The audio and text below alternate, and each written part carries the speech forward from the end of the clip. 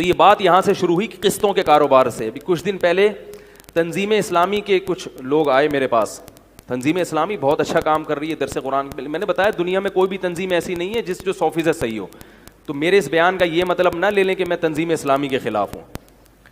ایک عالم نے مجھے بتایا جو تنظیم اسلامی میں تھے کہ تنظیم اسلامی کچھ مثبت ایکٹیویٹیز ہوتی ہیں ان کی کہ بھئی اب ملک میں بے حیائی کے خلاف جو ہے نا وہ ایک کمپین چلائیں. تو اسی طرح انہوں نے کمپین چلائی سود کے خلاف. سود کے خلاف کمپین چلائی. آپ نے دیکھا ہوگا جگہ جگہ پوسٹر لگے ہوئے تھے. بہت اچھی کمپین تھی وہ. میں بھی خوش ہوتا تھا یار ماشاءاللہ یہ لوگ بہت اچھا کام کر رہے ہیں. تو مجھے اندر ہی کے بعض لوگوں نے بتایا کہ اس کمپین میں انہوں نے ساتھ ساتھ اسلامک بینکنگ کی مخالفت بھی شروع کر دی اور قسطوں کے کاروبار کی بھی, کہ یہ بھی وہی ہے, کوئی فرق نہیں ہے. اور اس سے کیا ہوا کہ لوگ علماء سے بدگمان ہونا شروع ہو گئے. کیونکہ علماء کیا کہتے ہیں قسطوں کا کاروبار کیا ہے. اب کیش پہ کوئی چیز ہمیشہ سستی ہوتی ہے اور قسطوں پہ مہنگی. تو وہ کہتے ہیں دیکھو ادھار پہ نفع اٹھا رہے ہیں تو یہ کیا ہو گیا, سود ہو گیا. خیر تنظیم اسلامی میں جو چند علماء تھے انہوں نے اس چیز کو روکا, ورنہ تنظیم اسلامی ٹھیک ٹھاک بدنام ہو جاتی. انہوں نے روک لیا اس چیز کو, اچھی بات ہے. لیکن روکا کس نے؟ جو باقاعدہ مدرسے سے فارغ تھے. بھئی ایسا نہیں ہے. تو میں یہ عرض کر رہا ہوں کیوں اخلاص ہونا کافی نہیں ہے.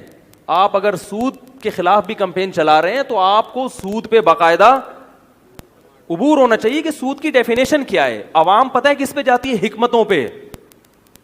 عوام کہتی ہے دیکھنے میں چونکہ ایک جیسے لگ رہے ہیں, کیونکہ سود کا مقصد جو ہے یعنی سود میں جو خرابیاں ہیں وہی قسطوں کے کاروبار میں خرابیاں پائی جا رہی ہیں. بھائی وہ بھی ادھار پہ نفع اور یہ بھی ادھار پہ نفع. تو یہ کام علماء کا ہے کہ وہ خرابیاں یہاں ہیں یا نہیں ہیں. بعض کہتے ہیں انہوں نے ہیلے اختیار کیے ہیں. تو یہ علماء جانتے ہیں کہ کون سا ہیلا جائز ہے اور کون سا ہیلا.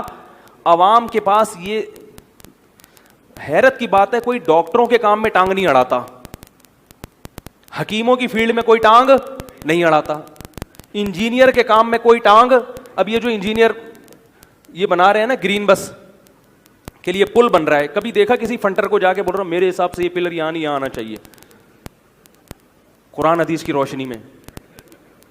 وہ بولے گا جا بھائی اپنا کام کرے یار. کوئی بھی نہیں سنے گا. سعودی عرب میں بھی نہیں سنتا کوئی. جو کہتے ہیں نا سعودی عرب جو ہے نا بالکل قرآن حدیث پر عمل کرتے ہیں, وہاں بھی مفتی کا فتویٰ مانا جائے گا.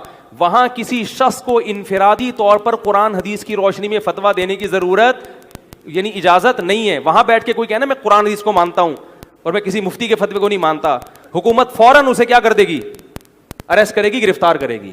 تو کون ہوتا ہے یہ اتنے جو ہم نے ادارے کھولے ہوئے ہیں, یونیورسٹیاں کھولی ہوئی ہیں, یہ بیکار کھولی ہوئی ہیں. یہ صرف ہمارا ملک ہے جہاں فری جھوٹ ہے. کوئی بھی اٹھ کے جعلی حکیم بھی بن جاتا ہے, جعلی ڈاکٹر بھی بن جاتا ہے اور جعلی مفتی بھی بن جاتا ہے. اور پبلک کہہ رہے ہیں بات چونکہ دلیل سے کر رہا ہے لہذا اس کی بات میں دم ہے. تمہیں پتہ کیسے چلا کہ دلیل سے کر رہا ہے کہ نہیں کر رہا؟ تمہارے پاس اتنا علم کہاں سے آ گیا؟ تمہیں کیسے پتہ چل گیا کہ یہ جو بات کر رہا ہے یہ واقعی مستند ہے؟ دیکھو دلیل کو پہچاننے کے لیے بھی کچھ صلاحیت ہونی چاہیے. آپ کو پتا ہو نا کہ دلیل کی. قسطوں کا کاروبار سود وود نہیں ہے. تو یہ جو کہتے ہیں نا کہ سود ہے اور اس میں یہ تو ویسے ہی ہے, اس کی اتنی بیوقوفوں والی دلیل ہے یہ اس کو سود قرار دینا. بھی میں اس پہ جاؤں گا تو بات یہ جو قرآن میں آتا ہے نا احل اللہ البیع وحرم الربا, جب سود حرام ہوا ہے نا تو مشرکین نے یہی اعتراض کیا تھا کہ قسطوں کا کاروبار تو جائز ہے بھائی اور سود حرام ہو گیا. تو اللہ نے اس پہ آیتیں نازل کی احل اللہ البیع, بے حلال ہے کیونکہ اللہ نے حلال کیا اس کو, چاہے وہ قسطوں پہ ہو یا کیش پہ ہے تو وہ بے. جب خرید و فروخت کا ایگریمنٹ ہے تو وہ جائز ہے اور ربا کیا ہے, حرام ہے. تو یہ تو آیت کا شان نزول ہی بتا رہا ہے کہ جو بے ہوگی وہ حلال ہوگی اور اس کے علاوہ جو سودی ایگریمنٹ ہے وہ کیا ہوگا,